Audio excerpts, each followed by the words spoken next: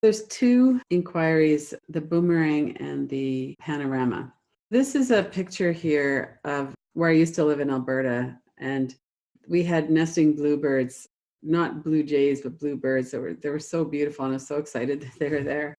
But every time this truck was parked here, it was maybe 30 or 40 feet from the nest. This male bluebird would come and throw itself at the window on the mirror, and it would see itself in the mirror, and it would think that it was an enemy, and it would kind of fight the enemy in the mirror. So I thought that was a perfect kind of an image to go with this. The boomerang and the panorama inquiry are basically looking at what does this reflect back about us. So we're getting into the core deficiency beliefs. We have some kind of a reaction in either thoughts come up or feelings, sensation, energy in our body. And when we look and we are present with that, we can kind of look to see what are my beliefs that are coming up around this. So with the boomerang inquiry, we would look at one specific person.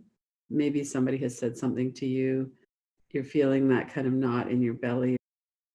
Panorama inquiry is when we have a persistent belief, like I'm not lovable, for instance, and then we'll put people kind of in a semicircle around us, and we'll look at all of their faces, all of the people that reflect that back to us.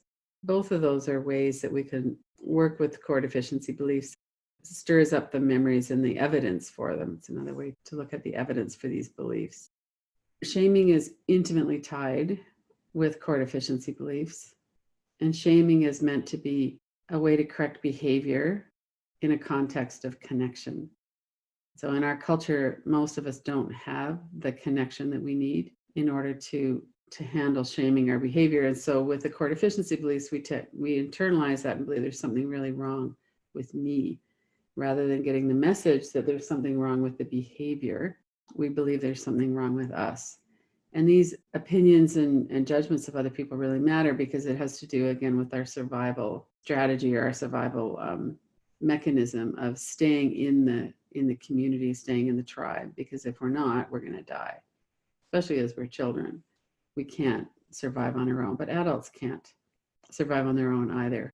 So as children, we have these experiences, and then we turn the experience into a belief, which makes sense. If you have an experience over and over and over and over and over again, that you're being ignored, that nobody seems to really care if you're there or not, then you're going to start to believe that you're not worthy of being cared about.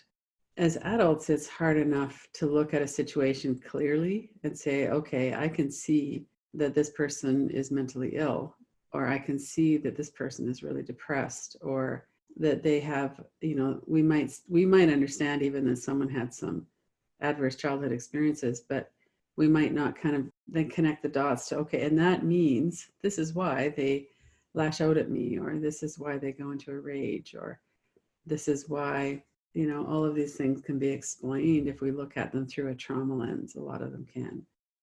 So children don't have that level of sophistication, and it's hard even as adults for us to really apply this. It's an automatic process that if we're treated a certain way, we begin to believe that that's what we deserve to be treated as. So the boomerang is to bring up an image of someone who's judged us, and we'll do that in a few minutes. And when we do that, we bring it up in some detail, and it might be something that's triggered. Somebody gives us that look, and we're like, it just flashes us back to another look that was similar. Or, ridicule and scorn, that kind of judgment looks similar on people's faces. And the tone of somebody's voice might kind of trigger a memory of a tone of somebody else's voice from when we were small. So what we're doing in these inquiries is we're looking at, what does that reflect back about me? If it didn't reflect anything back about me, it wouldn't matter. And I find it very interesting that with PTSD, one of the markers of that is that other people's judgments and opinions of us are very much more important than they are for someone who doesn't have PTSD. When we're traumatized, it's just another indication that other people are very important in that experience in terms of them probably being the source of the trauma. But also, as we heal, those things tend to go back to a healthier range where we have a wider window of tolerance, and we can actually be around someone who judges us and not take it in, not take it on the way that we did before. So it's a real sign of healing when we're able to hold other people's opinions without it devastating us. And this is something that we'll look into a little bit too in the inquiry, is that when we have these experiences and we form these beliefs, and Gabor Mate talks about this a lot. He said one of the things that happens is that we go for the absolute most harmful and devastating explanation, and then we act as if it's true.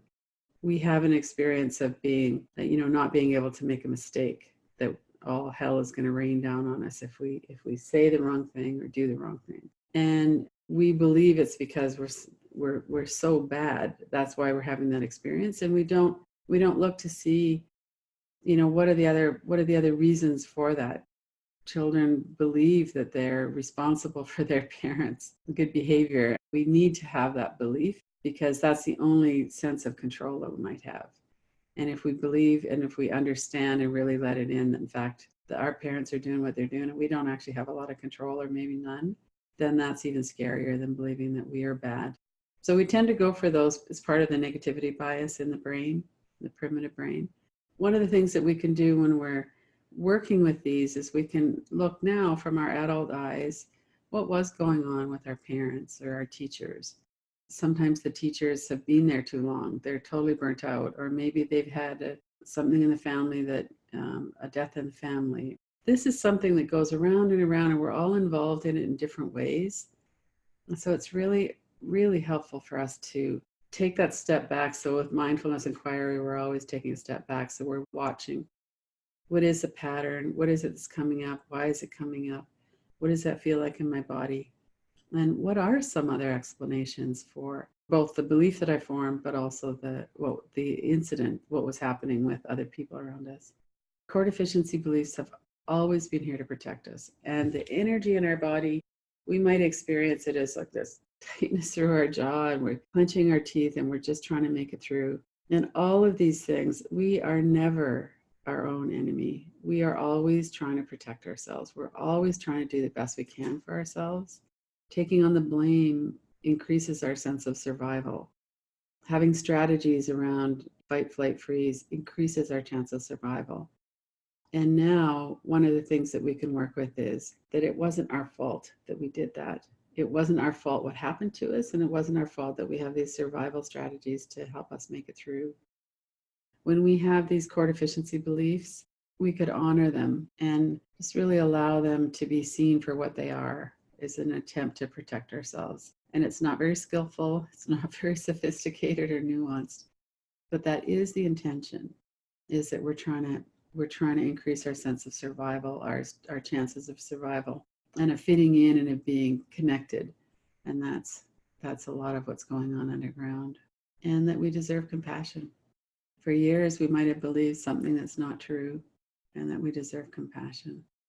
That can be a hard thing to get to.